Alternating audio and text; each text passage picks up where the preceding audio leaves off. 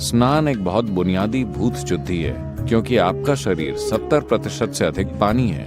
अगर आप उस पर पानी गिराएं, तो एक तरह का शुद्धिकरण होता है, जो त्वचा की सफाई से परे है। एक और चीज अगर आप करना चाहें, आप बस एक जैविक तेल का दिया जला लें, रुई की बाती और कोई भी तेल।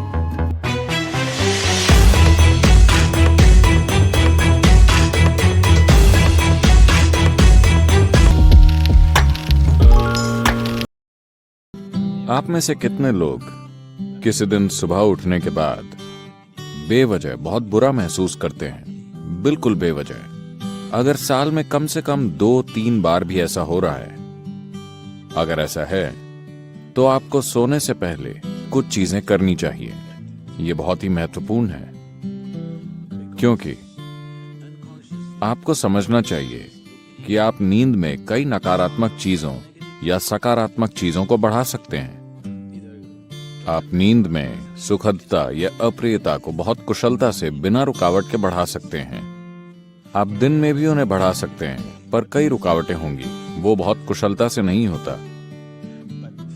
पर अगर आप किसी निश्चित तरह से सोने जाते हैं और सुबह बहुत बुरा महसूस करते हुए उठते हैं, बिल्कुल बेवजह, तो मतलब आप रात में बहुत कुशलता से चीजों को सेते हैं, खराब अंडों को। बात सिर्फ मानसिक अशांति की नहीं है, ये समय के साथ बड़ी शारीरिक समस्याएं पैदा कर सकता है। ये महत्वपूर्ण है कि आप इन चीजों को अपने जीवन से हटाएं।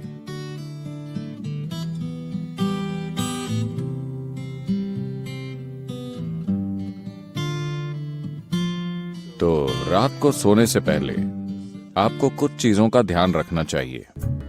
अगर आप मांस और वैसा भोजन करते हैं, तो उसे सोने से कम 3 से 4 घंटे पहले खाएं, ताकि पाचन पूरा हो जाए। सोने से पहले थोड़ा पानी पीकर सोने जाएं। आप देखेंगे कि इसी से वो ठीक हो जाएगा। आसान चीज की जा सकती है, वो है स्नान। हमेशा सोने से पहले नहाएं, इससे काफी फर्क पड़ता है। इस मौसम में ठंडे पानी से नहाना मुश्किल हो सकता है, तो आप गुनगुने पानी से नहाएं। रात को गर्म पानी से न नहाएं, गुनगुना पानी लें। यह आपको सजग बनाता है। आप सोचेंगे, अरे मैं सो नहीं पाऊंगा। कोई फर्क नहीं पड़ता। आप 15-20 मिनट या आधे घंटे बाद सोएंगे, मगर नींद बेहतर आएगी, क्योंकि इससे कुछ चीजें हट जाएंगी। जब आप नहाते हैं, तब सिर्फ त्वचा की गंदगी नहीं हटती। क्या आपने देखा है, जब आप बहुत तनाव और चिंता में होते हैं, तब सिर्फ नहाने से ऐसा लगता है मानो बोझ लगभग उतर गया हो।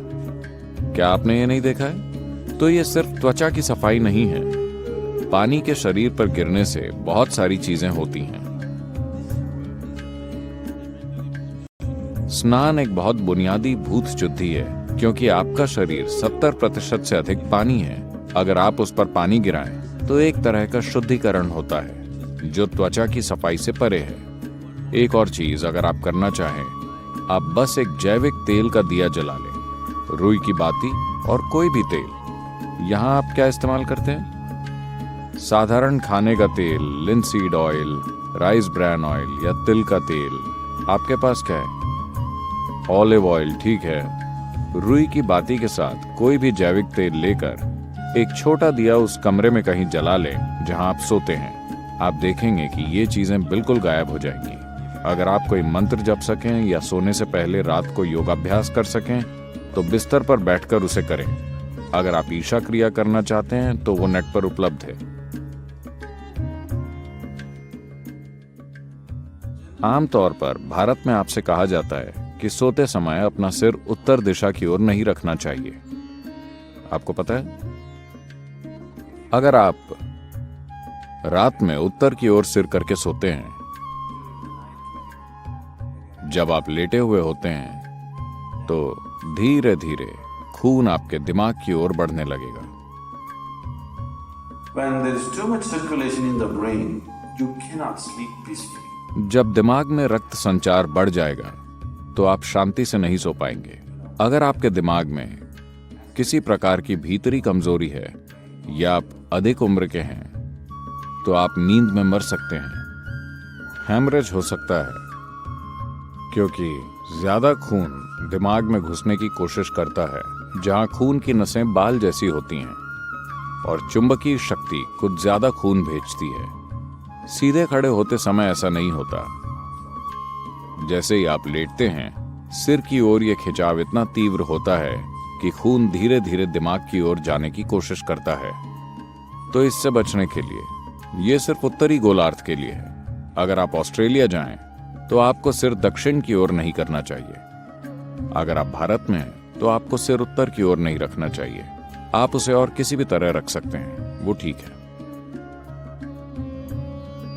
इसे अपने मन में रखें कि आप सच में नाशवान हैं, ठीक है? सिर्फ शब्दों में नहीं, सच में। आप अभी मर सकते हैं।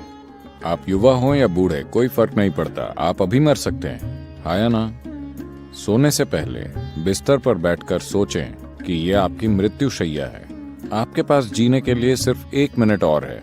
पीछे मुड़कर देखें कि आपने आज जो किया, क्या वो सार्थक है? सिर्फ ये आसान अभ्यास करें। और आप नहीं जानते कि ये असल में कब होगा। आप मृत्युशैया पर बैठे होंगे या अस्पताल में लेटे होंगे और कई तरह की चीजें आपसे जुड़ी होंगी। किसे पता वो कैसे होगा। पर रोज इसका आनंद लें कि आप अपनी मृत्युशैया पर बैठे हैं। पीछे मुड़कर देखिए कि आज मैंने इन 24 घंटों में जो किया है, क्या वो सार्थक है? क्योंकि अब मैं मर रहा हूं। अगर आप ऐसा करेंगे तो आप एक सार्थक जीवन जिएंगे, मेरा विश्वास कीजिए। तो रोज रात को सोने से पहले आप सभी को ऐसा करना चाहिए। आखिरी 3 मिनट, जो भी चीजें आपने इकट्ठा की हैं, शरीर, मन की बातें, चीजें, छोटी चीजों को अनदेखा मत कीजिए। ये छोटी चीजें बड़ी चीजें हैं। मैंने देखा है कि कैसे लोग अपना तकिया भी लेकर चलते हैं, क्योंकि वो बहुत महत्वपूर्ण है। तो आपका तकिया, आपकी चप्पल, अगर आपके रिश्ते हैं, सब कुछ जो आपने इकट्ठा किया है, उसे एक ओर रखकर सोइए। अगर आप इस स्थिति में सोएंगे तो आप अधिक रोशनी, अधिक ऊर्जा और आपकी कल्पना से भी अधिक संभावनाओं के साथ जागेंगे। बस जीवन के रूप में सोइए, पुरुष या स्त्री के रूप में नहीं, इस या उस रूप में नहीं। सब कुछ नीचे रख दीजिए। बस ये बहुत आसान है, सिर्फ नींद की साधना। कम से कम इतना आपको करना चाहिए। तो आप जैसी ध्वनियों में जागते हैं, वो कई रूपों में आपके दिन की प्रकृति और आपके जीवन का भविष्य तय करेंगी। तो एक अलार्म से अचानक जागना जीवन जीने का सबसे अच्छा तरीका नहीं है।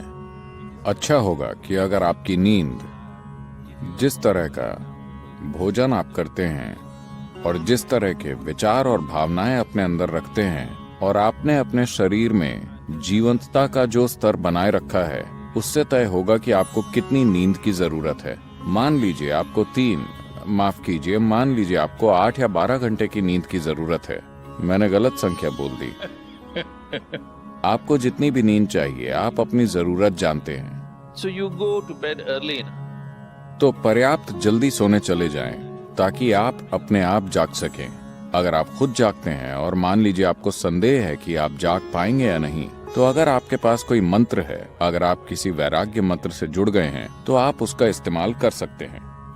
शारीरिक रूप से आपका एक महत्वपूर्ण पहलू है आपका हृदय, जो आपके रक्त संचार के लिए पंपिंग स्टेशन है, जो शरीर में जीवन भरता है। ये ना हो तो कुछ नहीं होगा। ये बाईं तरफ से शुरू होता है। तो आपको पता है, भारत में आपसे कहा जाता है कि आप जब जागें तो आपको दाहिनी तरफ करवट लेकर उठना चाहिए। बताया है? अगर आप बाईं तरफ करवट लेकर उठेंगे तो आपके साथ खराब चीजें होंगी। खराब चीजें उस तरह नहीं। जब आप आराम की स्थिति में होते हैं, जब शरीर आराम में होता है, तो मेटाबॉलिक क्रिया धीमी होती है। जब आप उठते हैं तो सक्रियता में एक उछाल आता है। इसीलिए भारत में कहा जाता है, देखिए ये चीजें जीवन का हिस्सा थीं, इन्हें आप छोड़ रहे हैं। जीवन का पूरा विज्ञान जीवन का हिस्सा था। आपसे कहा गया कि सुबह जागने से पहले अपनी हथेलियां आपस में रगड़कर ऐसे देखना चाहिए। Not see like this. You must place it upon your eyes. देखना नहीं, आपको उसे अपनी आंखों पर रखना चाहिए। आप ऐसा कीजिए, आपको भगवान दिखेंगे। ये भगवान देखने के बारे में नहीं है। अगर आप इन दोनों को साथ रगड़ेंगे तो सभी नसों के सिरे, आपके हाथों में ढेर सारी नसों के सिरे होते हैं। अगर आप ऐसा करते हैं तो शरीर तुरंत जाग जाता है।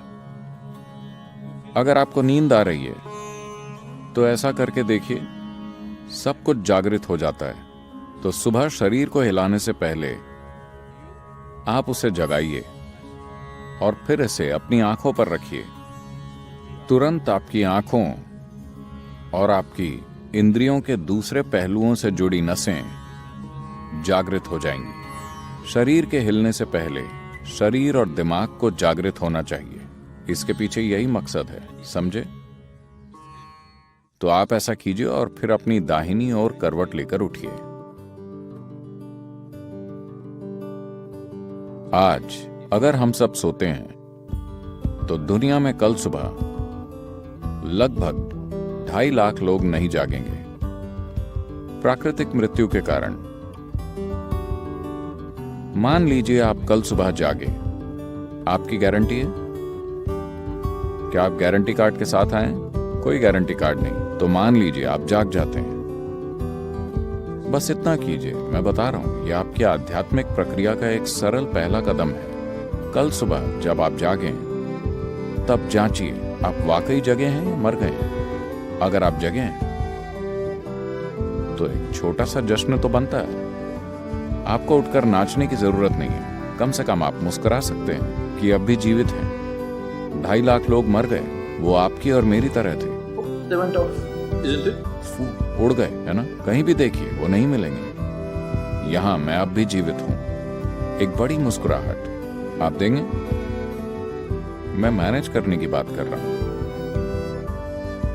अगर 2.5 लाख लोग मर गए तो कम से कम 30 से 50 लाख लोगों ने अपना कोई प्रियजन खो दिया।